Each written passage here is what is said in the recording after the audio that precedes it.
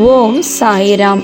எனதருமை பிள்ளையை, ஒருவர் பொறுத்து கொள்கிறார், சகித்து கொள்கிறார் என்பதற்காக அடுத்தடுத்து உதாசீனங்களால் ஒருவரை காயப்படுத்தாதே. கணக்கிட்டு வைக்கப்பட்டிருக்கும் உதாசீனங்கள் உன்னையே ஒரு நாள் தூக்கி எறிய வைத்துவிடும். இன்னைக்கு வந்திருக்கிற துன்பத்தை கண்டு நீ பயந்து அழற. ஆனால் நாளை மறுநாள் வரப்போகிற துன்பம் மிகவும் மோசமானதாக இருக்கும்.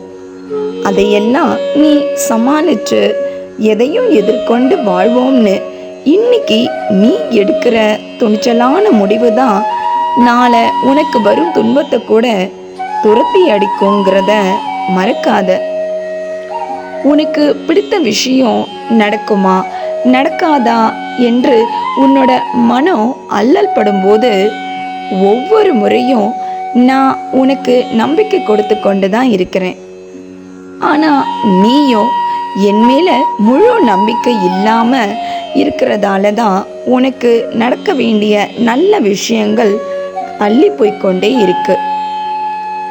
எதிர்பார்க்கும்போது எதுவுமே நடக்காது.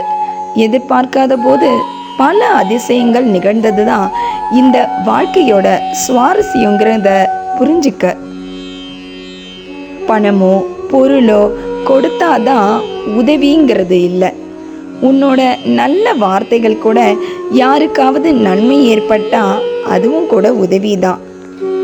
நீ செய்யும் தவறுக்கு எதிர்பாராத நேரத்தில் தண்டனையும், நீ செய்யும் நன்மைக்கு தக்க சமயத்தில் உதவியும் கிடைக்கும்.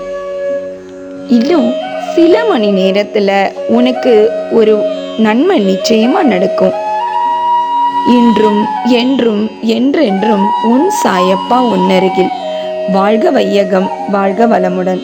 ஜெய் சாய்ராம்.